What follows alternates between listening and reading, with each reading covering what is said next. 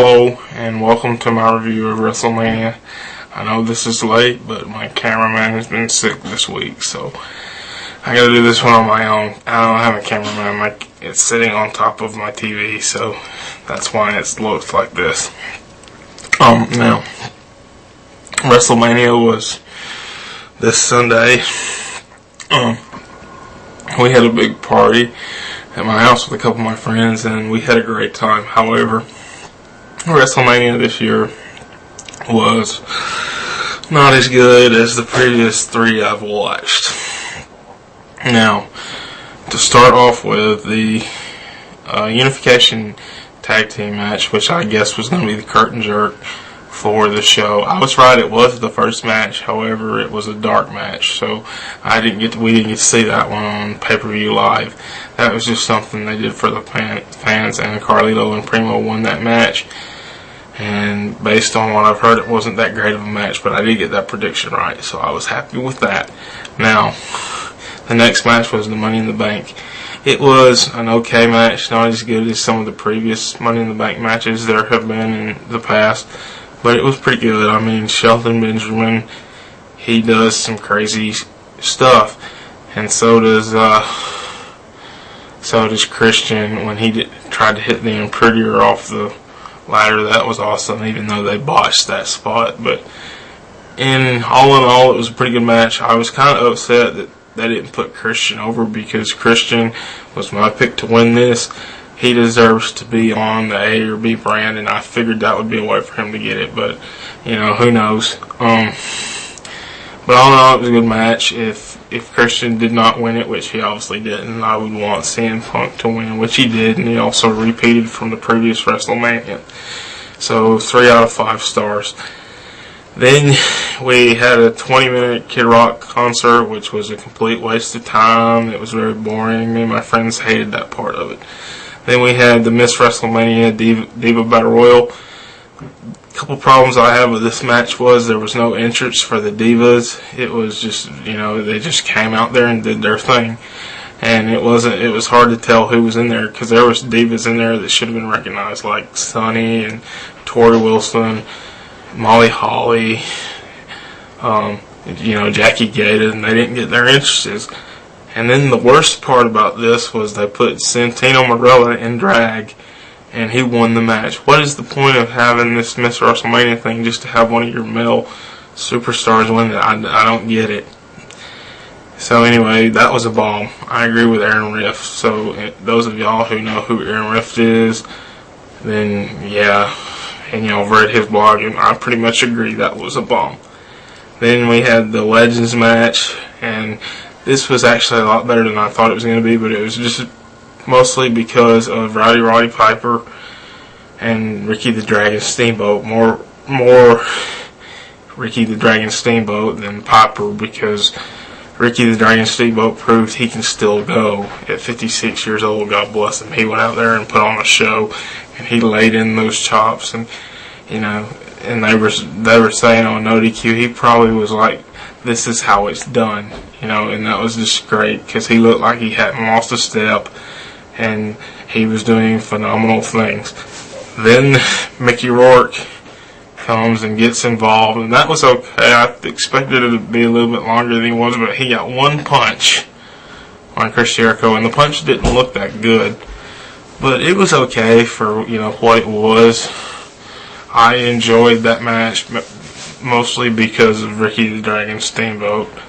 Hindsight's 20/20, so what can you do? Then there was the IC title match, which lasted all of 21 seconds, and you get the announcement that me and Ice and my cameraman were thinking that JBL was going to retire, which he obviously did, but he could end up back on the broadcast table in SmackDown. We don't know, since Taz left. But I'm not really going to give that a rating, because you can't really give a match a rating that only lasted 21 seconds. The Legends thing, it gets about 2.5, 3 stars. And this one doesn't really get a rating. It was just there for, timing or whatever. Then it was the Undertaker versus Shawn Michaels match. this was the best match of the night. This match, me and all my friends, we were marking out, having a good time. Shawn Michaels and Undertaker put on the best match of their career, in my opinion. That was the best wrestling match I've seen in a long time.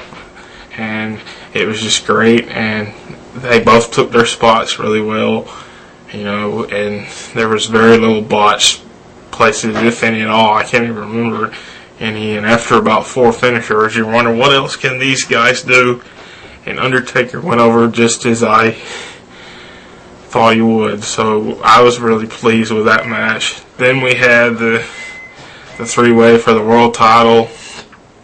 It was alright. It wasn't what I expected. Cena's entrance, however, was phenomenal.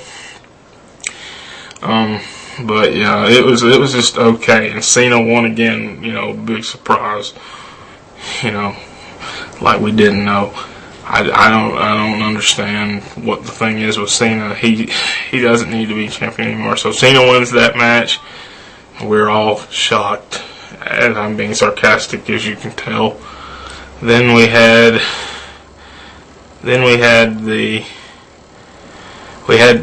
Matt versus Jeff Hardy was in there. I'm doing them kind of out of order, as you can tell. That was an okay match. It wasn't as good as I thought it was going to be, but I tell you, that thing with Jeff Hardy's throat in the middle of the chair, that was sick.